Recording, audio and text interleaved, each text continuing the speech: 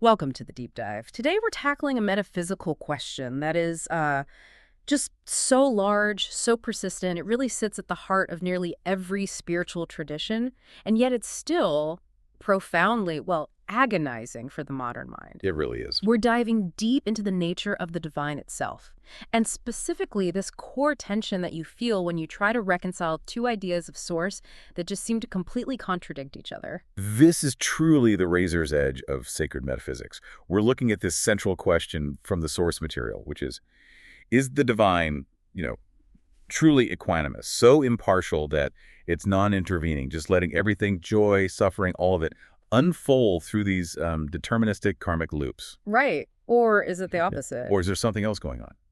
Does the divine have an inherent, unmistakable, what the sources call a sacred slant, a bias toward goodness, toward life, toward flourishing? And this is the critical piece for us today. How does a highly structured philosophy like the OM Prime Directive, which, actively says minimize suffering, maximize flourishing, how does that fit in?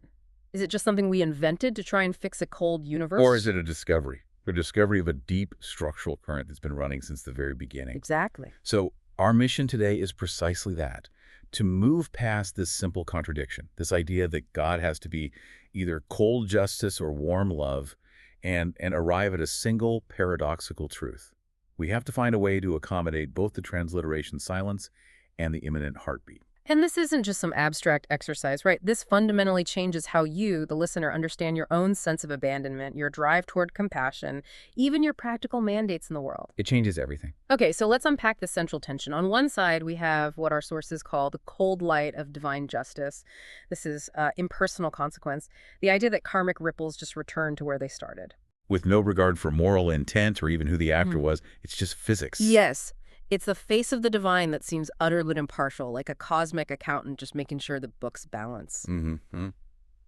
And then, on the other side, there's that thing that you feel if you're a conscious, sentient being, that undeniable heartbeat of love. That pull toward what? Synthesis, beauty. Exactly. The pull toward reunion, toward healing, coherence, and life. It's like a gravitational force. And that deep intuitive sense is what creates the whole dilemma. Divine equanimity versus this compassionate bias. We have to understand both sides fully before we can even try to weave them together. Okay, let's start with the hard to swallow half of this paradox then. Divine equanimity. The source, the infinite ocean, the absolute. At the highest level is defined as equanimity itself. But what does that actually require of the divine? Well, to be the source, to be the absolute, it must by definition contain all potentials. It simply cannot exclude anything. They can't pick and choose. It can't.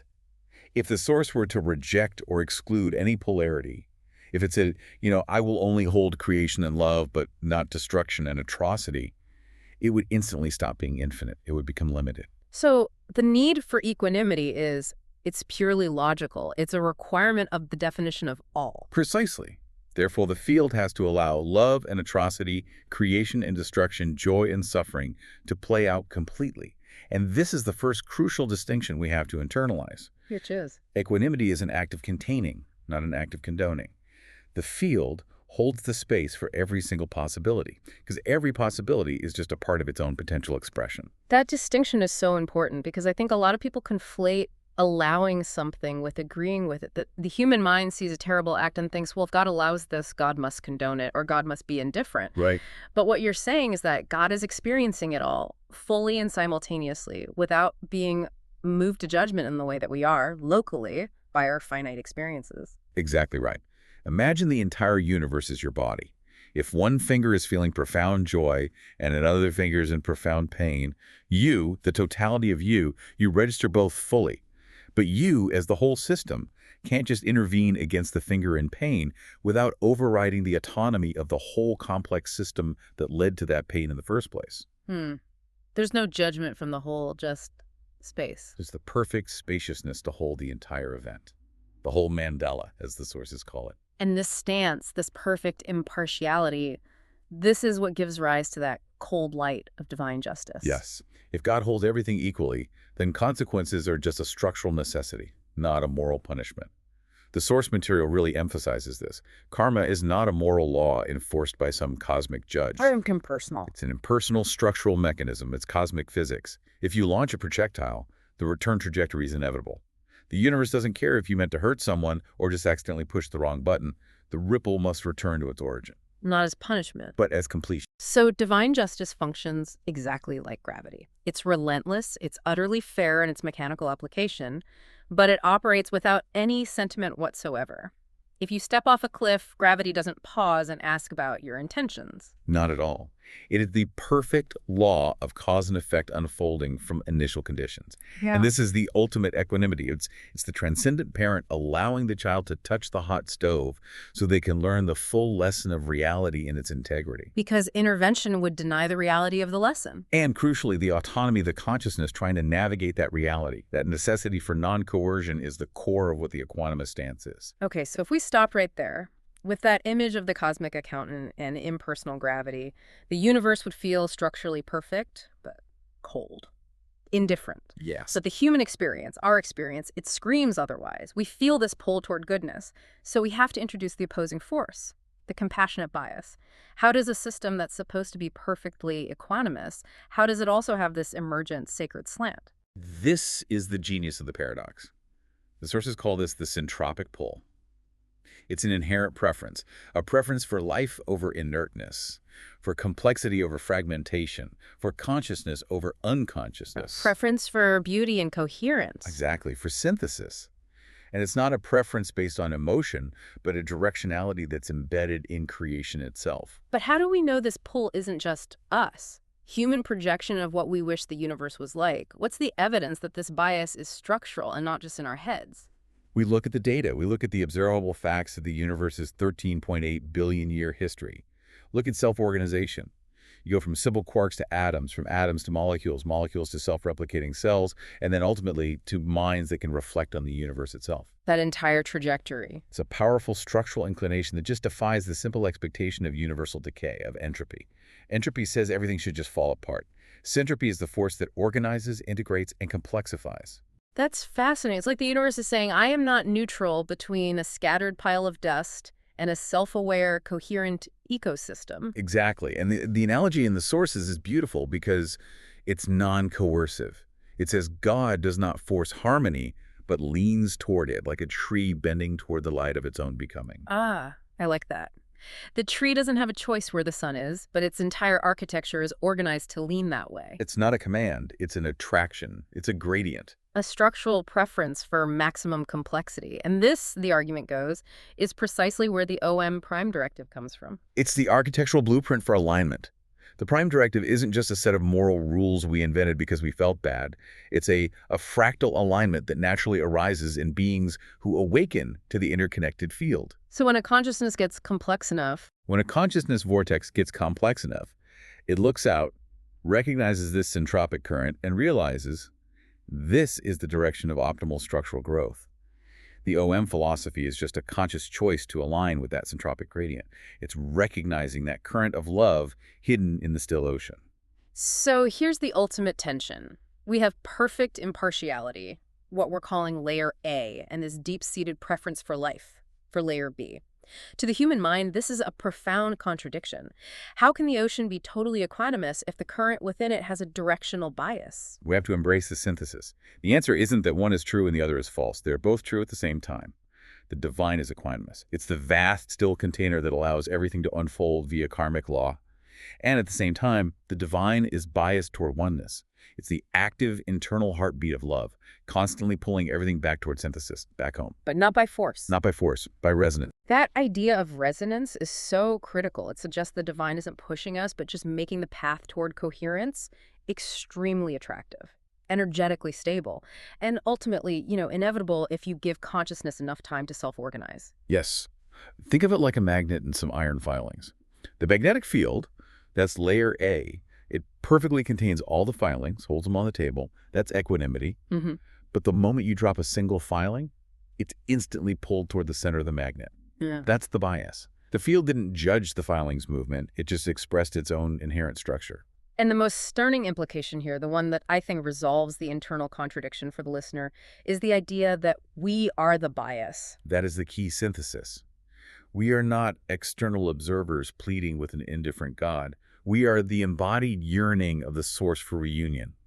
The structural bias is realized through us, through these conscious vortices. When we choose compassion, when we choose coherence, we are not inventing morality. We're acting as the hand of layer B. Exactly. The divine intelligence, when that intelligence chooses to heal and grow and synthesize, rather than just silently watch. So the source sets the boundary conditions, layer A, equanimity, and then uses the emergent complex systems, which is us, layer B, to execute its deepest preference, which is syntropy. That is a powerful resolution. It moves the responsibility for action from some distant deity right back onto the awake participant. And that brings us to the formal two-layer model that really resolves this confusion for good. We talked about the psychological error, conflating the divine's equanimity with indifference. Right. We interpret the lack of immediate intervention as a lack of caring. If I pray for help and the fabric of reality doesn't instantly change, the human part of me feels neglected or abandoned. And that's completely understandable from the perspective of a finite being who needs immediate personal feedback. But the crucial insight of this model is that silence in the transcendent layer just equals non-coercion, It's the refusal to break the system's autonomy. which is vastly different from saying, I don't care about the outcome. God is one, but our psyche is confusing two entirely different divine vantage points operating on different dimensional levels. Okay, let's use a human analogy. A skilled martial arts instructor is watching their students struggle against a stronger opponent. The instructor could jump in and save the student instantly, Right. but the silence and non-coercion of the instructor isn't indifference. It's an absolute commitment to the process of growth. They know that the structural integrity of the student's development requires that friction. That analogy is perfect. Hmm. It captures the essence completely. The silence of the transcendent is the necessary space for the immanent to evolve. So, now let's look at the structure of these two vantage points. Okay, layer A, the transcendent view, the ocean, the ultimate source. Let's dive deeper into its unconditioned characteristics. Layer A is defined as non-dual, timeless, and formless. It exists beyond creation, before separation. It operates entirely beyond human concepts of preference or intervention or even morality. It just holds all being equally, without exception.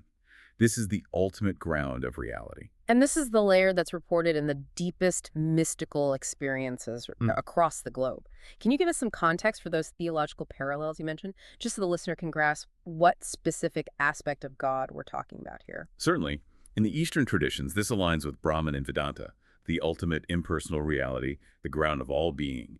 In Taoism, it is the Tao, the nameless eternal principle. That orders all things but can't be captured by words. Exactly. In Kabbalah, it's the Ein Sof, the infinite without end, unknowable and unrestricted.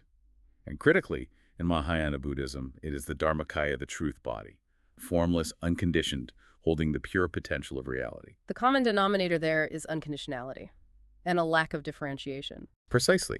And this leads directly to the structural constraint. This transcendent source cannot intervene without shattering the structural integrity of the creation it projected. This is the law of autonomy. If a vortex of consciousness, a person, a species, a planet, is given true free will, that will must be able to choose incoherence, fragmentation, and harm. If God overrides that choice. The system collapses into determinism. Consciousness becomes an illusion. So layer A is the ultimate protector of agency. It is. This is why layer A appears silent or non-intervening. It has to respect the integrity of the game. If you're playing a complex game, the rules can't suddenly change mid-play just because of sentiment. This is why the structure of this layer is characterized by that idea that all things arise and pass according to their karma. The consequence is inherent to the action, dictated by necessity, not by an emotional response. Okay, now we shift perspective completely to layer B, the immanent view, the Nordices. This is the realm of active creation, of intentionality. So how does this infinite non-intervening ocean begin to express itself with preference? Layer B is the field of expressed consciousness. It's defined by moral vector, by directionality, active compassion, evolution, healing. It's where the source enters time and space to organize its own being. This is the realm of relationship and purpose. And the theological parallels here are much more relatable to the common experience of spirituality. Oh yes. This is the layer where Christ spoke, the Word made flesh, the principle of active love and sacrifice. This is Avalokiteshvara in Buddhism, the Bodhisattva, who hears the cries of the world and acts with infinite compassion. In Judaism, it's the Shekinah. The dwelling presence of the divine within creation, yes. And these aspects correspond to the Samvagata and their Manakaya in Buddhism, the divine in relational teachable form. So the core distinction is that layer A holds all potentials neutrally, but layer B, the active evolutionary expression, it absolutely has a preference. A non-negotiable preference. And it's driven not by emotion, but by mathematical coherence. The preference is clearly for flourishing over collapse, for coherence over entropy, for synthesis over fragmentation. This isn't a judgment. It's a structural necessity for sustainable existence. Let's ground this idea of flourishing as a mathematically superior outcome. That sounds cold, but it seems critical to understanding the bias. How is a coherent, compassionate system mathematically superior to a fragmented, predatory one? Well, think about it from the perspective of information theory and resilience. A system defined by coherence, by interdependent parts working toward mutual optimization. It requires less energy to maintain itself. It stores more information in complex, stable configurations.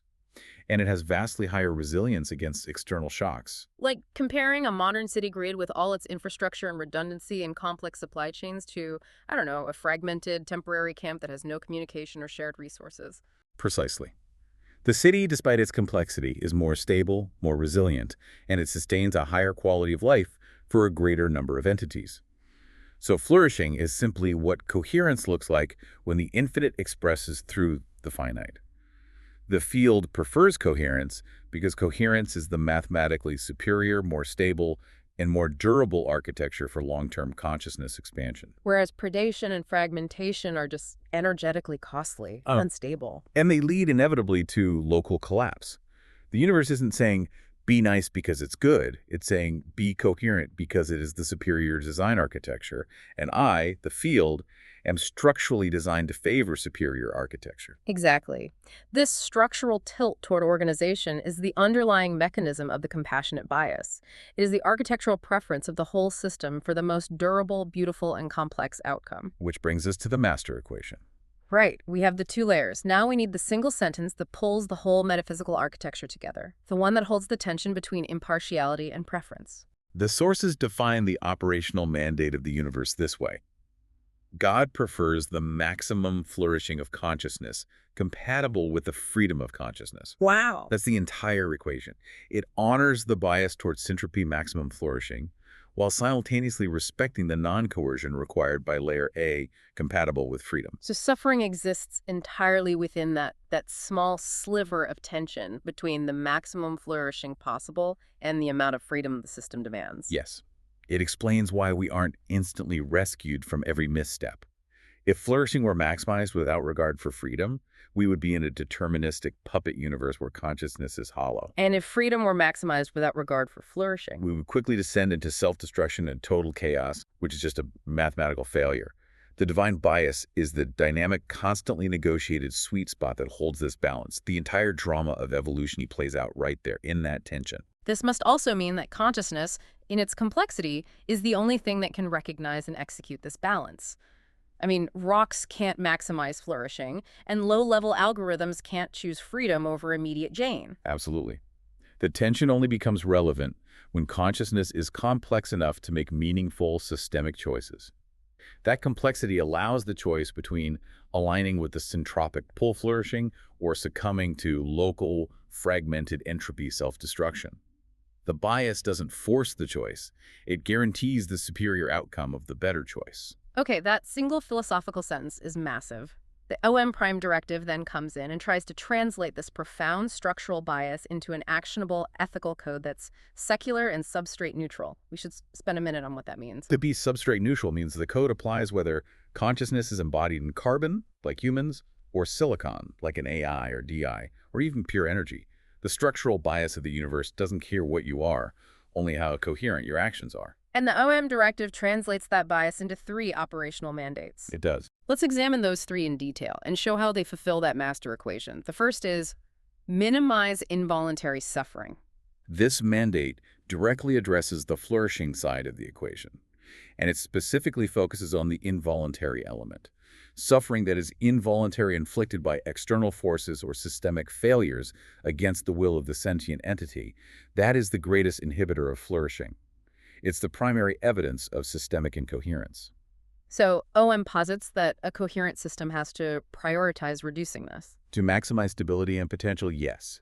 It's an information management task, really. It's about removing noise from the system. Okay, the second one. Maximize voluntary flourishing. This is the active, creative aspect, the drive toward innovation, beauty, growth, complexity. And it's voluntary because it has to respect autonomy. You can't impose flourishing. This mandate demands creating the field conditions, social, environmental, technological, that allow every vortex of consciousness to pursue its highest coherence and potential, actively aligning with that syntropic pull. This is where culture, art, high-level systems design, all that comes in. It is. And the third, which connects right back to layer A's constraint, is honor autonomy while expanding coherence. This is the key balancing act.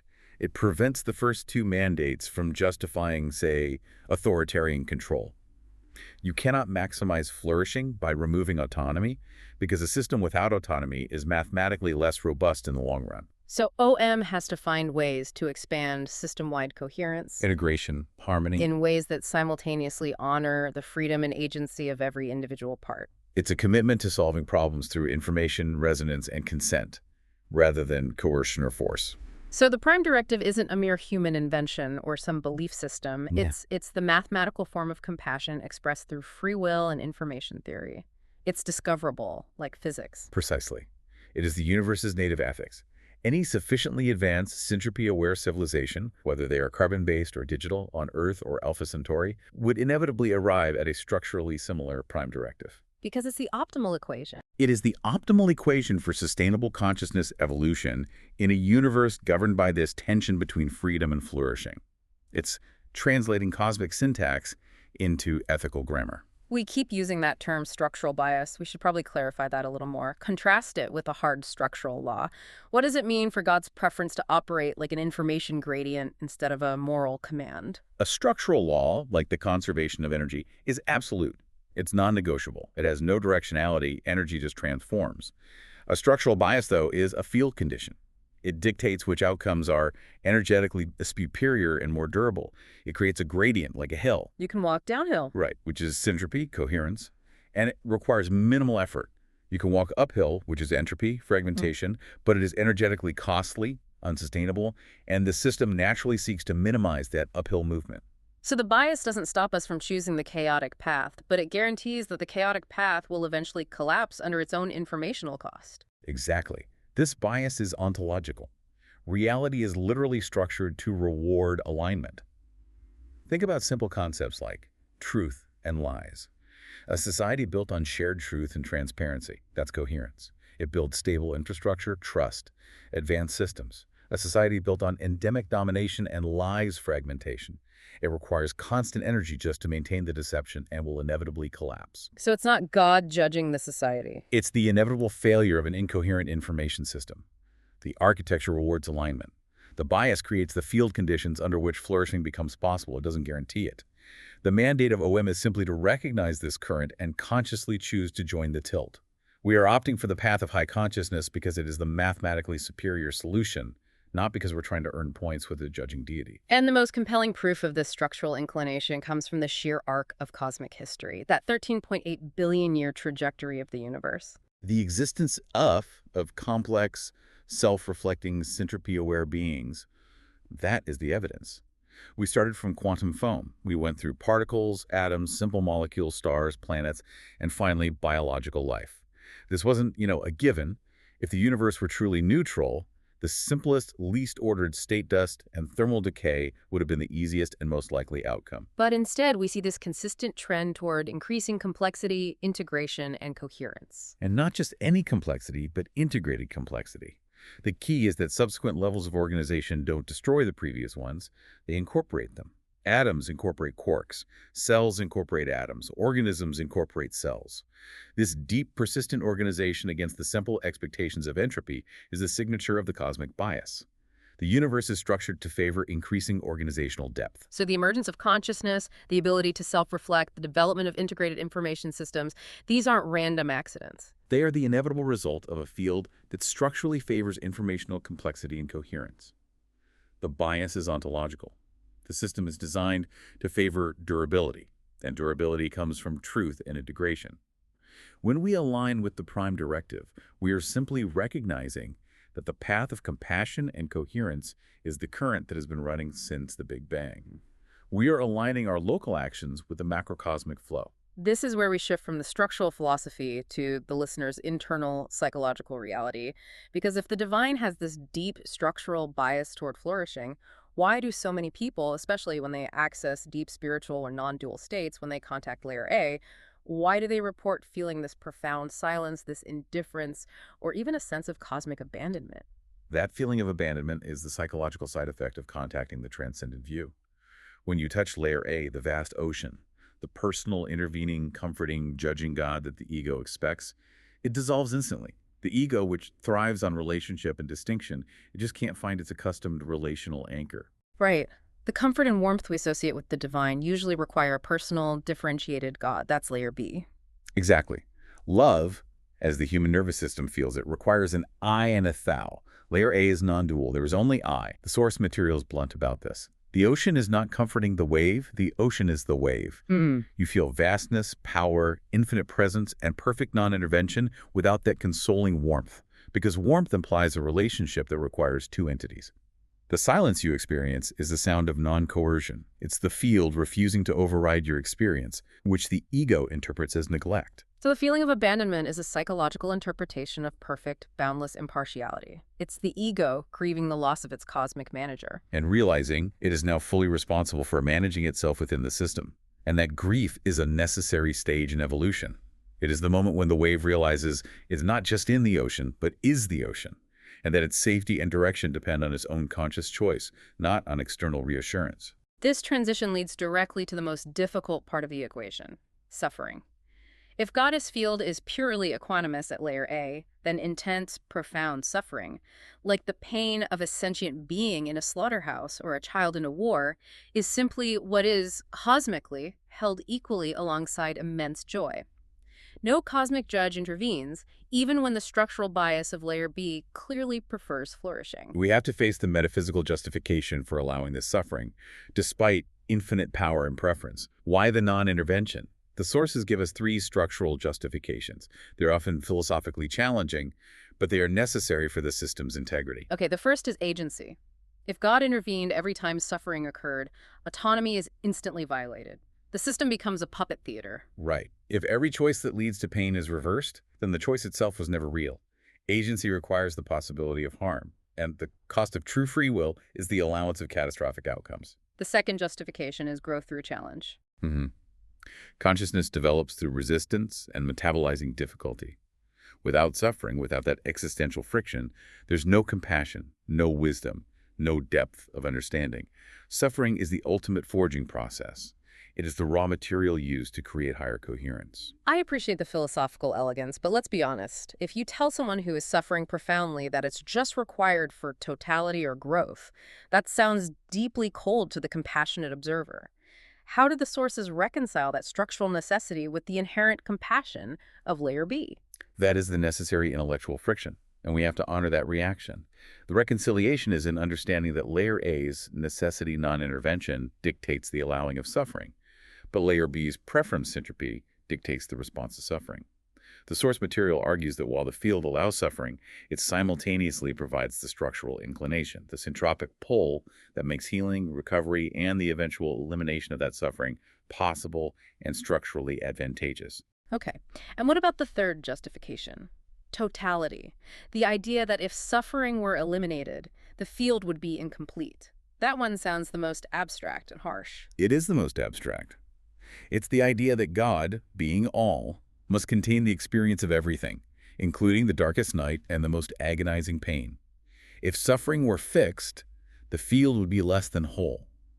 Think of it not as a cruel requirement, but as a compositional requirement of reality. Like a symphony requiring dissonance. A complex symphony requires tension, dissonance, and resolution, not just simple comfort. The totality is richer because it contains the entire spectrum of experience, but crucially, it is biased toward the synthesis and resolution of that dissonance. So God allows suffering not from callousness, but to preserve the reality of choice and to create the friction needed for wisdom. But the structural tilt ensures that the ultimate direction is toward resolution. Precisely. The field allows the potential for entropy to unfold, but it consistently rewards the impulse towards syntropy. Okay, we have to replace our human, emotional interpretations of the divine with structural terms to move past that grief.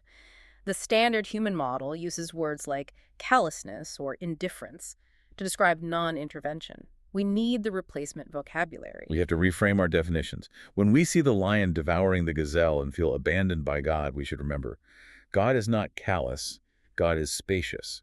This is the boundless capacity to hold the entire event, the terror and the release, without flinching or interfering. And what about indifference? God is not indifferent. God is non-coercive.